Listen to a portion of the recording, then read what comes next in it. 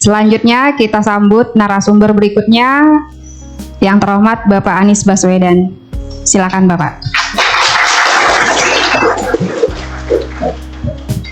Ya, monggo Bapak.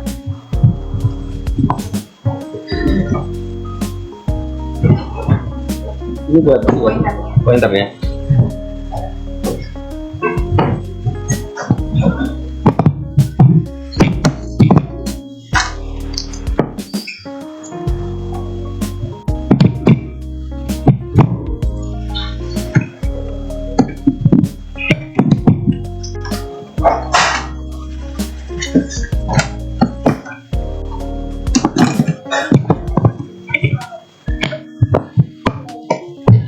Assalamualaikum warahmatullahi wabarakatuh. Selamat sore, salam sejahtera untuk semua. Yang saya hormati Pak Direktur Sekolah Kajian Strategik dan Global UI, Bapak Ator Subroto PhD, Kepala Program Studi Kajian Pengembangan Perkotaan Pak Dr. Khotib, kemudian juga partner kita selama ini nih Pak Andi Simarmata, Bu Lin Yola, dan rekan-rekan kolega, teman-teman dosen yang sebagian bekerja bersama. Ini ada Bu Anita, ada Bu Harlili yang bersama-sama selama ini bekerja di Jakarta, dan teman-teman ini mahasiswa semua ya belakang ini. Bener mahasiswa ya. Acungkan tangan coba yang mahasiswa, mana yang mahasiswa? Oke. Ada yang bukan mahasiswa juga di sini. Mana yang bukan mahasiswa? Oke. Mau ikut program dokter juga di sini? Barangkali udah mau ikut program dokter di sini. Mungkin pemanasan dulu ya, gitu. Endorse. Fast track nanti ya.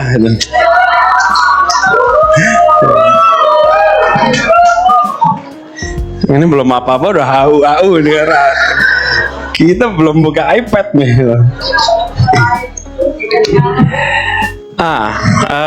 Saya ingin sampaikan terima kasih. Terima kasih undangannya untuk berbagi pandangan, pengalaman Pak Kepala Program Studi dan semua saja di sini.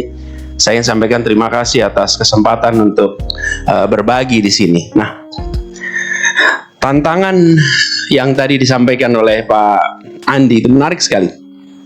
Jadi, Bapak Ibu sekalian, kita akan berbicara tentang pertanyaan yang diajukan di dalam diskusi ini. Itu siapkah ya, mampukah Jakarta? Tentu jawabnya kita harus mampu ya. Kita harus siap, kita harus mampu.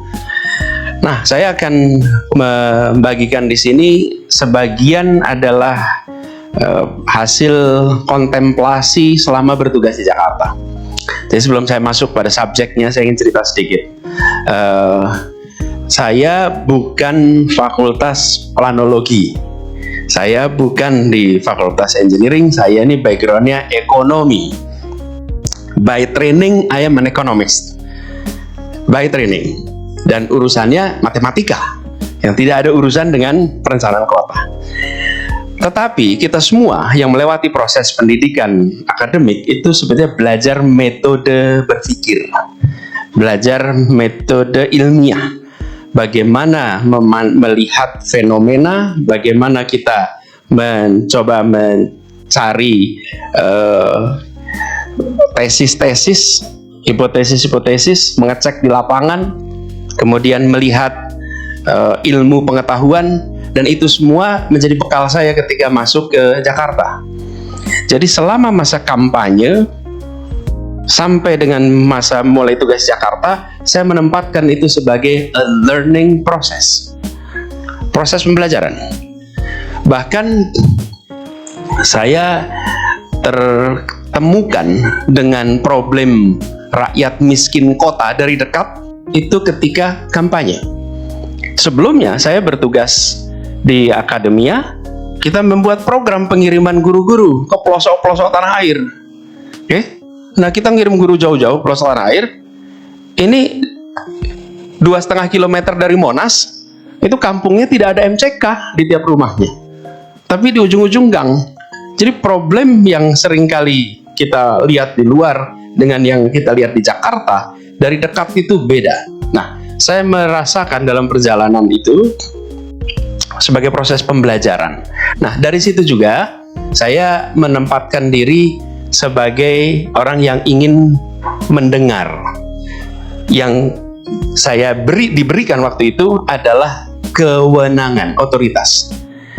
Tetapi saya tidak berpretensi sebagai orang yang tahu solusi atas semua masalah. Yang ada adalah kewenangan. Solusi ada di mana? Ada di mana-mana solusinya. Termasuk ada di para pakar. Bagian kami yang megang kewenangan adalah open-minded. Terbuka, mendengar, memberikan ruang untuk dialektika itu terjadi, sehingga muncul terobosan-terobosan. Nah, jadi yang akan ditulis, yang akan disampaikan di sini, sebagian ini bukan mendasarkan pada textbook, tapi mendasarkan pada pengalaman yang berada di Jakarta, yang pengalaman itu dicoba diterjemahkan secara terstruktur agar bisa dipahami. Jadi ini adalah bagian dari rekaman yang kami rasakan sama-sama. Nah, terus ini Bapak sekalian, kita akan mulai dengan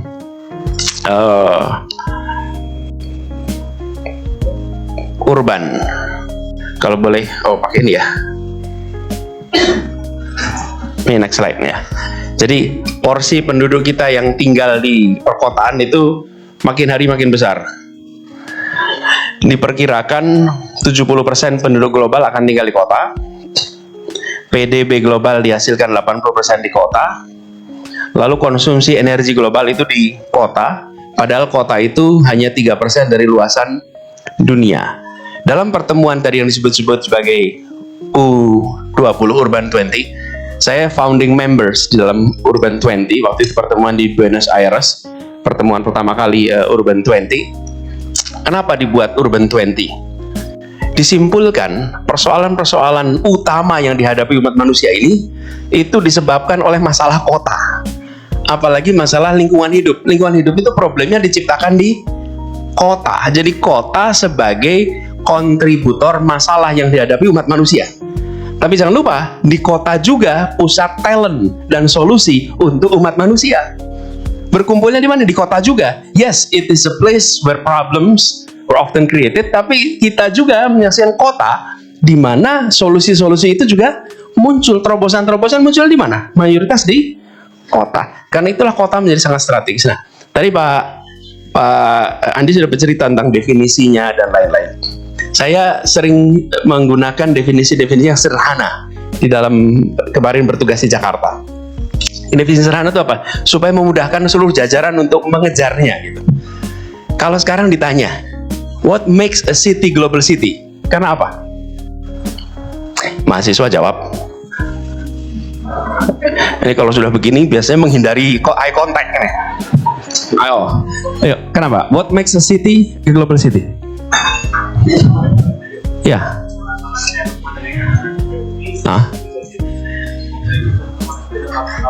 Oke, jadi terkoneksi. Good. Tadi juga disampaikan. Namanya siapa? Lukman. Boleh dicatat namanya? Anda boleh bantu ya, catat namanya Lukman. Oke, ada lagi? Ayo. Menurut saya global city adalah kota yang terbuka adalah bisa menerima kota yang terbuka menerima budaya dari luar, tapi juga mempertahankan budaya lokal. That's global city. Ada lagi? Oke, Anda?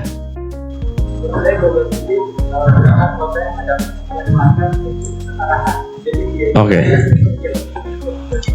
Kota yang memberikan prioritas pada kesetaraan. Oke, namanya siapa? Refli. Bukan Refli Harun ini, bukan ya? Bukan ya? Refli. Anda namanya siapa tadi? Dian. Tolong dicatat ya, Dian Refli. Oke. Coba belakang sana. Yang keras. Namanya? Fauzan, oke.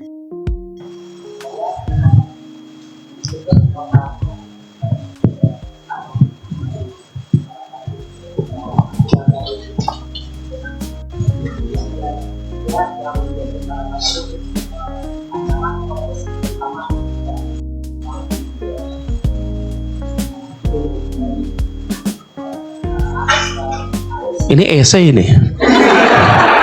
Apa definisinya apa? Apa yang disebut sebagai kota? What makes a city a global city?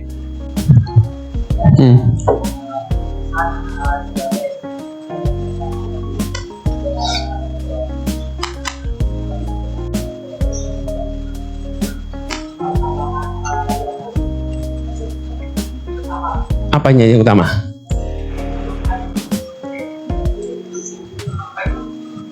Jangan Google dulu. Ya udah, nggak apa-apa. Udah ya. Tapi gini teman-teman sekalian. Boleh nggak saya kan gini. Definisi itu kan tidak ada yang paling benar ya. Itu kan bebas-bebas saja, bukan?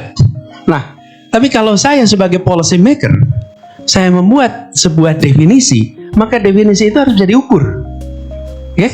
Supaya bisa di-achieve. Nih, satu ketika tadi yang disebut Jaklingko, kita wawancara Lingko. Terus saya tanya, apa KPI-nya transportasi umum di Jakarta ini sukses, world class? Enggak, ini saya tanya jajaran. Ini lagi ceritain. Bukan tanya Anda lagi, lagi cerita nih. Oke? Lalu jajaran itu pikir apa ya? Tingkat jumlah penumpangnya, connectivity. Enggak usah. Yang simple aja. Supaya mudah dipahami gini. Jika expat di Jakarta sudah naik kendaraan umum, berarti we are home free. Karena selama Anda belum lihat expat naik kendaraan umum kita, berarti kita belum sampai. Sederhana, bukan? Jadi boleh kita pakai ukuran jumlah penumpang, jumlah itu nggak apa-apa lah untuk nanti laporan-laporan di akhir tahun. Tapi selama, saya sudah menyaksikan sekarang di beberapa ruas jalan menemukan expat menggunakan kendaraan umum, belum naik angkot yang saya ketemu, masih naik Trans Jakarta, naik MRT, naik LRT. Jadi itu yang saya maksud, bahwa ada definisi. Nah, sekarang what makes city a global city, kalau dalam hemat kami sederhana, if it attracts global talent. Bila dia menarik global talent. Selama dia belum menarik global talent, maka kita punya kota yang modern tapi belum kota yang global. Kalau dia attract, bagaimana ngukurnya? Lihat aja. Yang ada di sini orang yang ditugaskan oleh negara atau voluntary datang ke sini. Nih, saya beri contoh. Jakarta itu ibu kota. Masih ya? Kok kayak gimana gitu jawabnya itu. Kalau saya termasuk yang berpandangan harusnya ibu kota tetap di Jakarta, ya. Tapi itu kan politis jadinya kan. Nanti itu nanti udah lewat. Tapi begini, apakah Jakarta masih ibu kota? Masih. Ibu kota apa? Ibu kota Republik Indonesia dan ibu kota apa? ASEAN. Ibu kota ASEAN. Saya itu sampai memberi nama stasiun MRT itu, saya beri nama stasiun ASEAN. Kenapa waktu itu? Supaya stasiun itu diingat-ingat sebagai kita ibu kota ASEAN. Oke, ada berapa kedutaan di sini?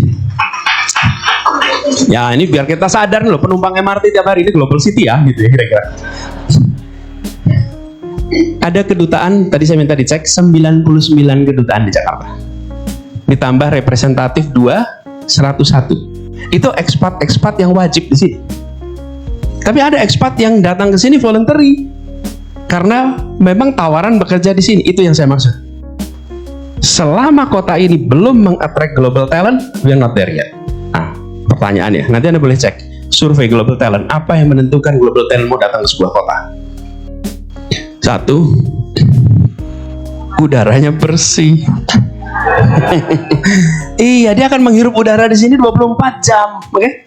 Pertanyaan nomor 1, saya dapat gaji gede, tapi kalau kotor mau nggak saya ke situ? Mau nggak anak saya di situ? Mau nggak istri saya di situ? Mau nggak suami saya di situ? Betul tidak? Clean air nomor 1. Nomor 2, fasilitas pendidikan dan kesehatan. Baru yang lain-lain. Nah, ini teman-teman, kenapa saya buat sederhana? Supaya kita mau membangun Jakarta ini tahu nih ukurannya nih. Gimana kita membangun kota ini kalau kita tidak punya satu pegangan yang simple. Definisi lengkapnya tadi ahli planologi punya tuh. Tadi kan didefinisikan juga ya di presentasinya Pak Andi. 1, 2, 3, 4, 5. Nah, itu dipakai. Jadi, saya usul kepada sudah balik. Kalau balik gimana caranya? Nah, ini, what makes a city a global city? It attracts global talent. Kalau menurut saya itu jawabnya. Nah, di situ kemudian soal connectivity ada, di situ soal kegiatan perekonomian ada, dan lain-lain. Tapi nomor 1 adalah attract global talent. Dan kita lihat ada kota-kota dunia yang attract global talent, bukan? Jadi kalau kita ketemu kota yang modern, banyak kota modern di dunia, tapi belum tentu kota global. Anda datang ke banyak kota di Eropa, modern-modern, tapi apakah bisa disebut kota global? Kalau tidak attract global talents. Nah, jadi saya memandang prosesnya itu begini kira-kira. Tradisional, modern, global. Nah, yang kita sedang coba di Jakarta itu melakukan transformasi ini. Oke, apa potensi tantangannya? Nih, kalau potensinya udah tau lah, kita ini Jakarta ini perekonomian kita hampir 18% kontribusi GDP dari Jakarta. Kalau sama Bodetabek jadi 25-an. 70% ekspor impor dari Jakarta. Kemudian kita ini kota dengan populasi terbesar 11 juta, kalau sama Jabodetabek 24 juta. Ini paling kanan nih global citizenship, ada 99 kedubes, ada kantor-kantor perusahaan multinasional. Nah, ini yang saya maksud tadi, yang voluntary datang ke sini karena mereka merasa this is a place where they can make a living.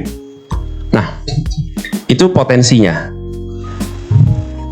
Dan saya sering sampaikan Asia Tenggara ini potensi, kenapa? Karena ini adalah kawasan yang 600 lebih juta penduduknya dan peaceful. Bapak Ibu sekalian, teman-teman, ini kajian strategik kan global di sini. Oke, coba lihat Asia Timur. Apa negara Asia Timur itu? Ada 4 kelompok. Ada Cina, ada Korea, ada Jepang. Ya ada, walaupun tidak diakui negara, tapi Taiwan. Betul tidak? Sekarang tanya, bisa nggak mereka akur? Simple aja. Kira-kira nih Korea Selatan sama Cina akur, bisa nggak? Nggak. Korea Selatan sama Jepang akur nggak? Nah, Taiwan sama Cina bisa nggak? Bisa. Kira-kira kapan mereka akan akur? Nggak tahu. Coba semua ahli strategi sekarang tanya, mungkinkah mereka akur 5 tahun ke depan? Satu generasi ke depan? Nggak tahu. Okay. Sekarang lihat Asia Selatan, India, Pakistan, Bangladesh, Sri Lanka. Oke? Mungkinkah mereka akur? Coba akur bisa nggak nih tempat ini? Nggak bisa. Lihat Timur Tengah, 1, 2, 3, 4, bisa nggak akur itu? Lihat Asia, lihat Afrika. Nih, begitu masuk Asia Tenggara, look at this. Indonesia, Singapura, Malaysia, Thailand, Filipina, ini 5 core. Akur nggak? Akur. Dengan 10 member lainnya akur tidak? Akur. Lihat East Timor akur. Makanya dunia itu kalau melihat Asia Tenggara, wow. Untuk membangun jangka panjang diperlukan regional stability. Dan di regional stability ini, ibu kotanya namanya ini. Karena itu kita harus serius bangun kota ini. Karena kita sedang mengcater bukan hanya Indonesia, kita sedang mengcater ASEAN. Jangan sampai resminya di Jakarta, de factonya di Singapura. Betul tidak? Nah, tapi untuk bisa itu PR kita banyak nih. Oke. Saya terusin ya. Sekarang masalahnya apa nih? Nih masalahnya. kita punya problem nih, man-made disaster over natural disaster. Ada banyak sekali problem-problem yang muncul karena ciptaan manusia, bukan ciptaan alam saja. Satu, kami menyebutnya sebagai core masalah, car oriented development, pembangunan berbasis kendaraan bermotor. Yang kedua, tidak terpenuhnya pelayanan dasar, pendidikan, kesehatan, lapangan kerja, air bersih, perumahan. Ini perumahan dasar dan beberapa yang lain.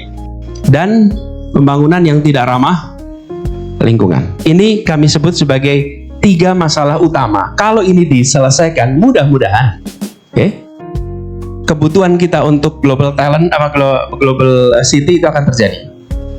Apa itu? Nih, ini kata undang-undangnya nih.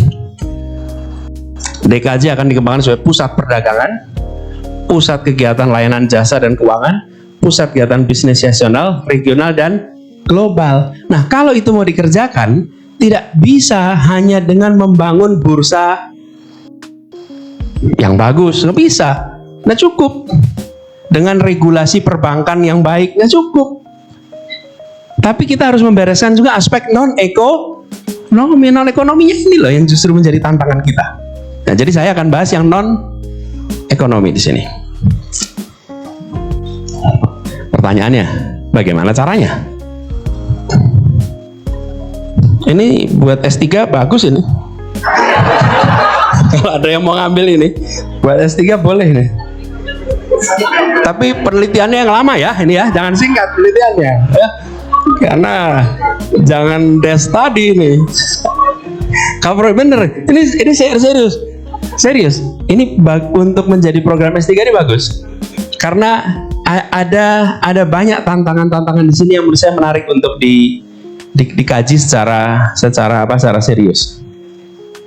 Ini gara-gara kemarin jadi ramai terus kalau saya ngomong S3. Capek deh gitu ya.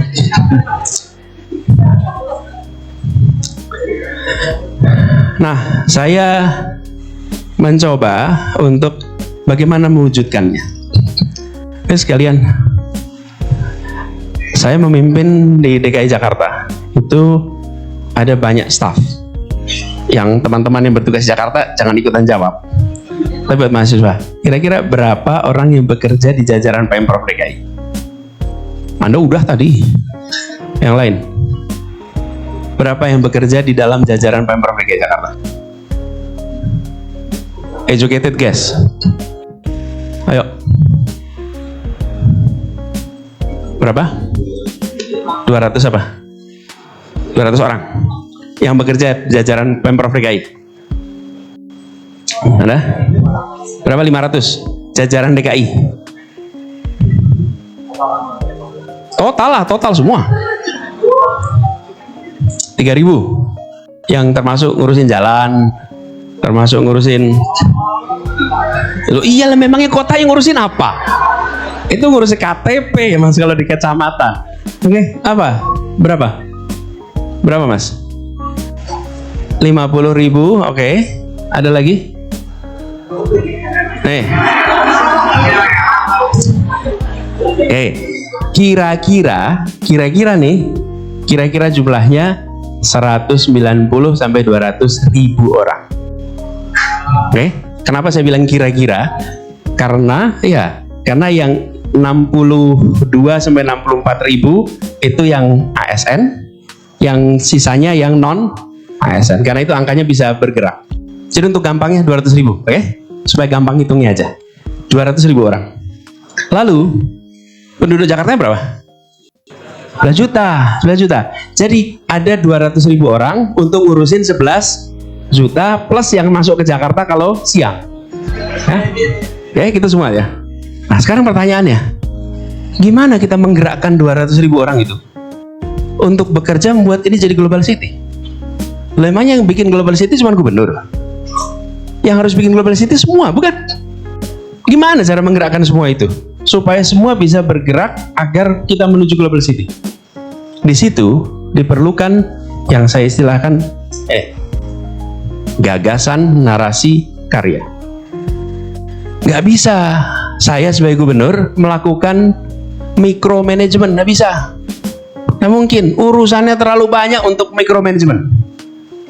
Saya dari rumah saja Cilandak sampai ke kantor itu bisa sehari ketemu masalah banyak sekali. Satu. Saya mau micromanagement, nggak mungkin. Jadi apa yang harus dilakukan sebagai gubernur? Saya wujudkan apa yang disebut sebagai gagasan, diturunkan dalam bentuk narasi, baru dikerjakan. Tidak ada hal dikerjakan tanpa narasi, tanpa gagasan. Lalu tugas gubernur bukan micromanagement, tapi micro question. Micro questions. Why? Apapun why. Dan seluruh jajaran itu sudah hafal selama saya bertugas. Paling tegang kalau ditanya why. Sebetulnya bukan ujian, tapi semuanya ditanyakan. Misalnya nih, rambu lalu lintas kok tingginya segini ya? Kenapa? Ya dari dulu segitu Pak. Iya saya tahu. Pertanyaannya kenapa segini? Ada aturan.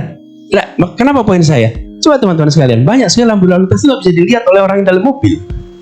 Banyak nggak bisa dilihat oleh orang yang dari motor. Terus buat apa rambu itu? Kalau diasumsikan jalannya kosong kayak di tengah-tengah pegunungan yang kita bicara jauh. Ini pertanyaan, why? Bagaimana pelayanan cepat? Bagaimana masalah ini selesai? Itu micro questions.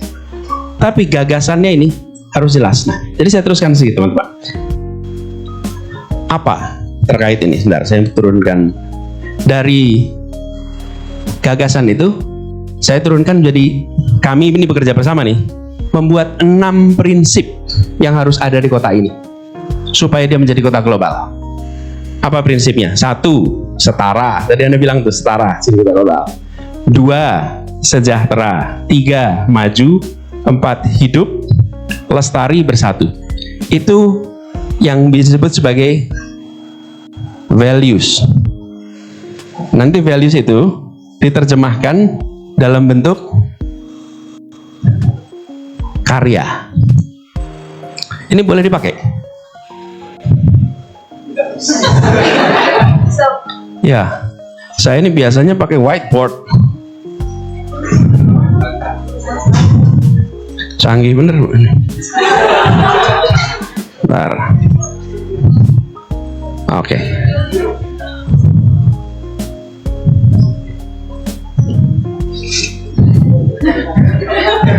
Kadang-kadang smartboard tapi dumb person ini kita nih.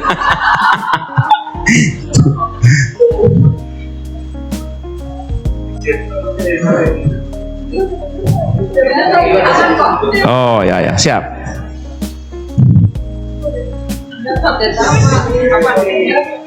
Makasih.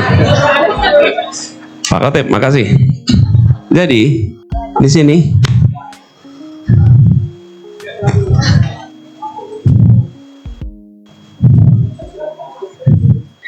adalah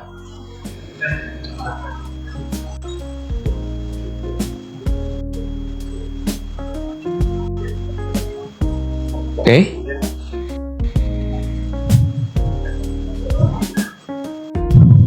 Yang tadi diturunkan dalam bentuk apa? Narasi. Kemudian dalam bentuk karya. Ini teman-teman, tadi saya sampaikan, kami itu mengelola 200.000 orang. Kalau saya memimpin 20 orang, maka 20 orang itu saya berikan tugas satu-satu. A tugasnya ini, B tugasnya ini, C tugasnya ini, satu-satu saya beri tugas. Kenapa? Karena saya memimpin 20 orang, saya beri tugas satu-satu. Kalau saya memimpin 200 orang, maka saya bikin SOP, saya bikin struktur organisasi, saya bikin pembagian tugas, lalu saya lakukan manajemen untuk mengelola 200 orang. Tapi kalau saya memimpin 200.000 orang, maka yang dibutuhkan adalah values yang dipegang oleh pemimpin 200 orang, yang dipegang oleh pemimpin 20 orang. Kebayang nggak? Kenapa ini penting?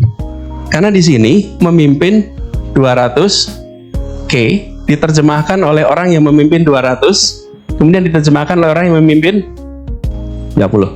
Kalau kita tidak punya ini, teman-teman, nanti yang di sini nggak punya guidance. Jadi ketika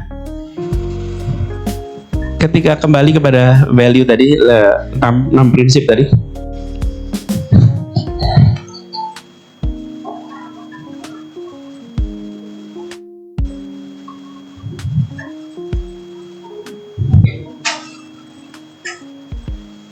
Kantongin aja dah. Ini kepada yang tadi 1, 2, 3 nih. Maka setara misalnya, begitu menggunakan prinsip setara, semua dinas, semua badan harus mengadopsi prinsip setara dalam kebijakan. Dan dia harus memastikan bahwa ada prinsip maju, prinsip bersatu. Itu semua harus dijalankan sehingga para pemimpin 200 orang bisa menerjemahkan. Nah, itu pegangannya kira-kira. Lalu apa yang dikerjakan? Cara kembali ke slide sebelumnya gimana? Sebelumnya lagi. Nah, tadi saya sebutkan ya 3 masalahnya. 1 car oriented development, 2 under investment basic service, 3 adalah pembangunan yang tidak ramah lingkungan. Maka solusinya jadi transit oriented development, yang kedua jadi rapid investment in basic service, dan yang ketiga adalah sustainable serhana. Itu serhana di tingkat policy makersnya. Lalu apa terjemahannya? Nih, car oriented development, maka pembangunan berbasis koridor berubah menjadi pembangunan berbasis distrik. Kalau teman-teman yang sedang studi, Anda coba cek di Pergub, saya lupa nomornya, tapi Pergub ini keluar di akhir masa jabatan tentang RDTR 31. Pergub 31 tahun masa 31 sih? Lebih, Pak. Oh, 31 ya. 2022. Nah, teman-teman akan menyaksikan bahwa Jakarta itu digeser sekarang itu dari pembangunan berbasis kendaraan bermotor menjadi berbasis transit oriented. Dengan pendekatan ini, maka kami berencana, ini rekaman ini boleh disimpan, mudah-mudahan suatu saat nanti boleh dicek lagi apakah kejadian apa tidak. Apa? Selama beberapa dekade dengan pendekatan car oriented development, kita menggeser penduduk Jakarta keluar Jakarta. Disiapkan jalan tol masuk ke kota. Harga tanah di Jakarta menjadi mahal, PBB-nya ditingkatkan. Lalu penduduk kita digeser keluar tanpa ini sengaja apa tidak kita nggak tahu. Tapi polisinya begitu. Dengan kebijakan tadi, kami ingin mengubah bahwa kawasan sekitar stasiun, jumlahnya berapa ya stasiun tadi itu? 80 lebih stasiun di Jakarta. Kita mengizinkan untuk membangun gedung tinggi di radius 800 meter dari stasiun sampai 1,2 radius.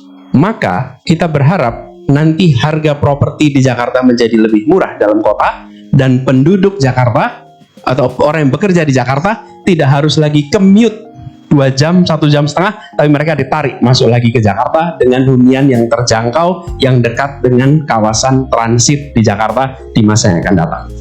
Itu visinya. Yang mengerjakan siapa? Private sector. Karena negara menciptakan pasar. Bagaimana negara menciptakan pasar? Dengan memberikan kelonggaran untuk membangun gedung vertikal. Begitu dibuat vertikal, maka orang mau investasi. Dengan begitu maka terbangun. Jadi ini sebetulnya adalah sebuah rekayasa mobilitas penduduk tapi jangka panjang. Ini nggak mungkin dirasakan dalam 1-2 tahun ke depan. Tapi kita akan menyaksikan pelan-pelan penduduk Jakarta dikembalikan ke dalam kota. Nah, ini contoh yang kiri. Yang kanan tentu teman-teman tahu transportasi yang disintegrasi menjadi terintegrasi, itu udah tahu lah, Jaklingko itu. Siapa yang sudah pernah pakai? Alhamdulillah. Ini tanya juga deg-degan ini. Kalau Toto yang muncul dengan 1-2, ampun kan? Ternyata mayoritas pakai ya. Nah, mudah-mudahan ini diteruskan ini. Tapi ini membutuhkan pemasukan dari negara, alokasi anggaran yang cukup serius dari kota untuk bisa membiayai itu. Lalu kepadatan rendah horizontal menjadi kepadatan tinggi vertikal. Itu teman-teman tadi kaitan itu. Lalu prioritas kendaraan bermotor ke prioritas pedestrian. Nah, ini teman sekalian sekarang sudah menjadi hal yang normal. Tapi saya ingat waktu saya baru mulai di Jakarta kemarin, saya tuh tanya apa alat transportasi semua orang punya. Sekarang semua orang tahu jawabnya kaki. Tapi saya ingat di rapat-rapat awal itu, ketika pertanyaan itu diberikan, jawabnya motor. Alat transportasi semua orang punya motor. Tidak, alat transportasi adalah kaki. Tapi yang kita bangun selalu fasilitas untuk roda, tidak fasilitas untuk kaki. Nah, ketika itu dibangun, nah, teman-teman lihatlah proyeknya di beberapa lokasi. Nah, kemudian yang kedua, under investment basic service dan rapid investment basic service. Ini harus diteruskan. Ini nggak bisa selesai cepat. Satu, hunian yang terjangkau. Ini harus didorong lebih banyak lagi. Lalu akses kesehatan dan pendidikan. Dan teman-teman sekalian, kita sudah harus mulai sekolah-sekolah dengan desain ramah lingkungan. Kita sudah melakukannya itu net zero mission school, sudah kita bangun beberapa lokasi. Nanti boleh jadi penelitian juga. Minimnya tenaga kerja dan lain-lain. Yang paling mendasar adalah air bersih. Kalau bisa malah sudah langsung air minum, tapi bukan air bersih saja. Ini basic service yang harus dikerjakan. Dan yang ketiga adalah tentang sustainable development. Ini teman-teman sekalian, kami memandang pengurangan emisi, kemudian pengelolaan air, lalu pengelolaan sampah, pengelolaan ruang hijau, itu bukan sekedar menghilangkan simptomnya, tapi kita harus serius menangani core masalahnya. Nah, di Jakarta kita punya problem ini. Jadi kalau kita mau attract global talents, maka ini harus dibereskan dengan agak serius. Pengalaman kami wujudkan nih dalam bentuk strategi 1, 2, 3. Nanti ini bisa dibaca aja, karena kalau dijelaskan satu-satu di sini agak terlalu panjang. Kan ini presentasi diskusi, bukan defense. Kalau defense saya harus ngerjain lebih panjang lagi di sini.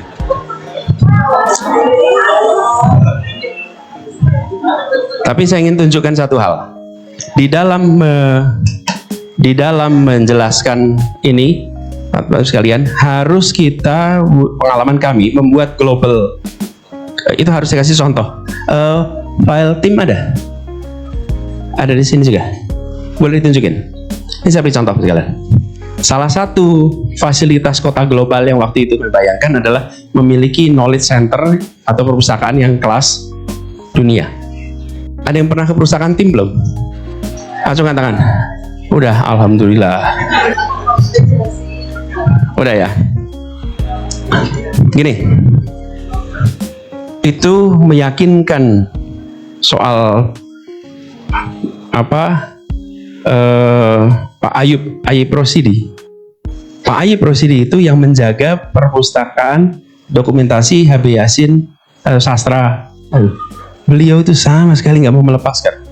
Sampai proses negosiasinya panjang sampai beliau percayakan untuk akhirnya diizinkan dipindahkan. Teman-teman, ini bukan presentasi tahun ini, itu presentasi berapa tahun yang lalu? 24 Oktober 2016. Jadi ini cara saya bekerja. Ini pertanyaannya nih, bagaimana membuat perpustakaan kelas dunia? Tapi kalau kemudian dilepaskan begitu saja, maka liar, bisa kemana-mana. Sebagai contoh, ini saya beli ilustrasi, silahkan digunakan sebagai referensi. Jadi, saya siapkan sebuah PowerPoint, dipresentasikan ke dinas yang paling tidak dapat perhatian. Dinas perpustakaan. Iya betul, arsip dan perpustakaan itu paling gak dapat perhatian. Dan tanyakan berapa gubernur yang datang ke kantor itu. Anda boleh cek lah. Sementara itu knowledge, ilmunya ada di situ tuh, di situ. Nah, jadi saya kumpulkan, dengerin. Dan mereka senang juga dikasih presentasi ini. Tunjukin apa yang terjadi. Ini saya berikan contoh. Nih, disebut bad library seperti apa?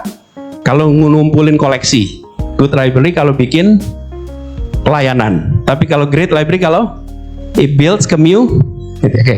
Jadi disebut sebagai perpustakaan yang baik bila membangun komunitas atau KPI-nya. Jadi dulu seperti apa perpustakaan itu? Gudang buku. Sekarang pusat saraf untuk Masih dulu penuh dengan buku cetak, besok penuh dengan web terminal. Tempat yang sedikit hiburan. Dan penghutan sudah kerja. Sekarang tempat ruang ketiga untuk orang berinteraksi. Pulang kantor bisa ke sana, pulang kerja bisa ke sana. Ngalamin nggak sekarang? Nah, jadi teman-teman, di outline kan, nanti filenya bisa dibagikan ini. Lalu kasih contoh, pustakawan itu sebetulnya seperti apa sih? Pustakawan itu jangan sebagai penjaga buku yang diam. Pustakawan itu justru aktif.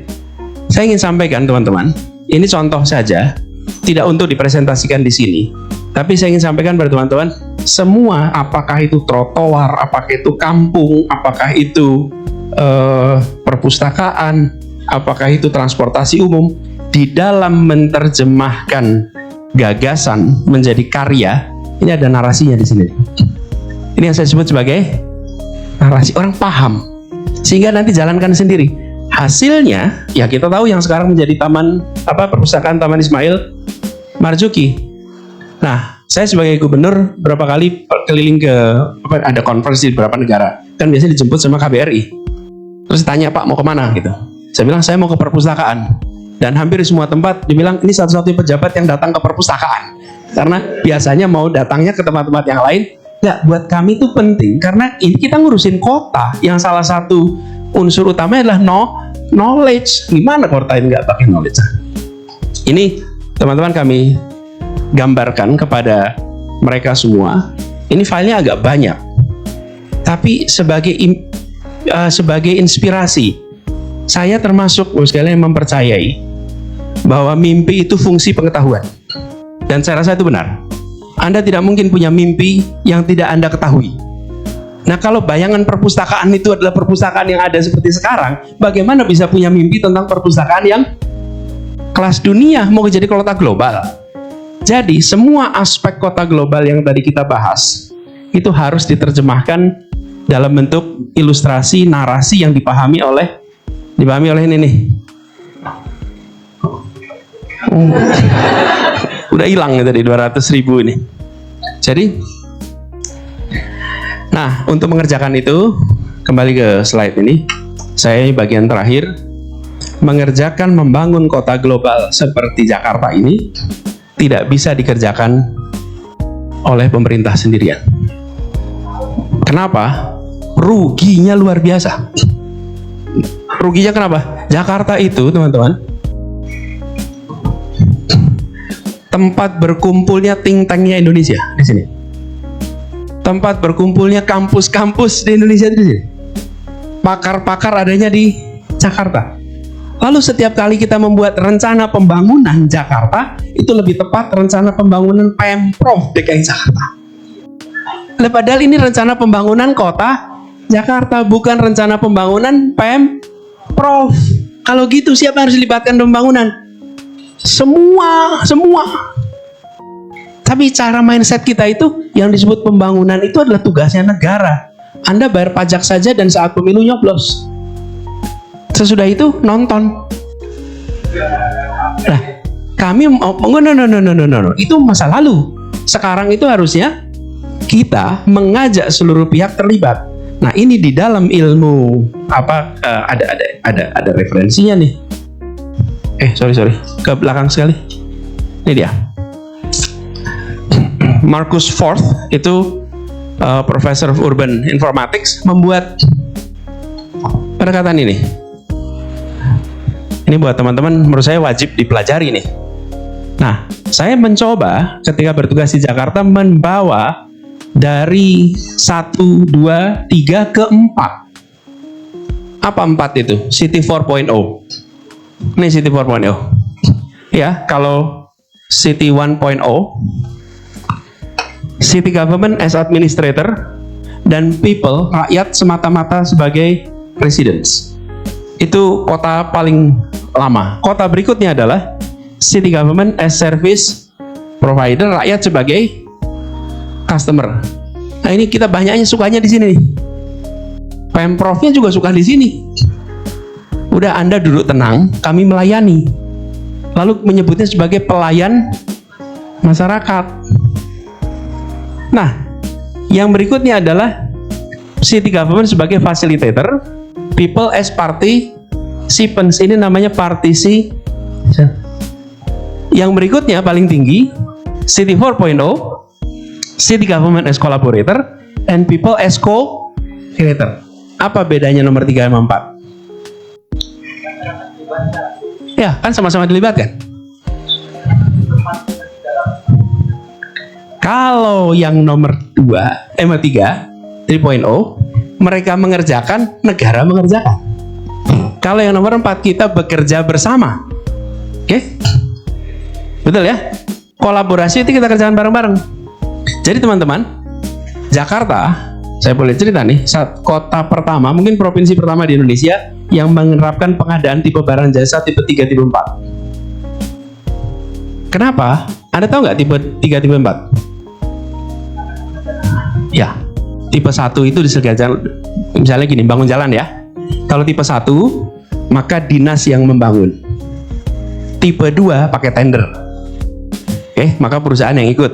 Tipe 3 diserahkan kepada organisasi masyarakat dalam bentuk kerja bersama. Keempat juga inisiatif oleh masyarakat. Itu tipe 3, tipe 4 dikerjakan rakyat. Yang enggan mengerjakan tipe 3, 4 siapa? Jajaran. Kenapa? Repot laporannya. Kalau tipe 1, tipe 2 udah jelas nih. Ada tendernya, ada prosesnya, simple. Kalau yang ini melibatkan, tapi kami temukan pembangunan gang-gang itu dengan tipe 3, tipe 4, kualitas gangnya, jalannya jauh lebih bagus. Karena mereka kemudian mengerjakan sendiri, semennya ditambah, materialnya ditambah. Kalau tipe 1, tipe 2, beda kan? Nah, tapi tipe 3, tipe 4 itu jarang mau digunakan ketika kita menggunakan kolaborasi. Jaklingko itu kolaborasi. Nah, jadi teman-teman sekalian, kembali kepada pertanyaan awal, are we able to become a global city? Yes. Yang harus dibereskan bukan aspek ekonominya, tapi harus dibereskan aspek non-ekonomi. 1, bangun transit oriented development. Yang kedua, membereskan basic services. Yang ketiga, sustainable development. Metodenya dengan tadi cara berpikirnya ada gagasan, narasi, karya, kemudian diturunkan dengan pendekatan kolaborasi. Nah itu kira-kira 1 menit summary-nya dari apa yang diomongkan tadi. Begitu ya teman-teman sekalian. Terima kasih. Baik. Saya akhiri kembali kepada moderator. Terima kasih.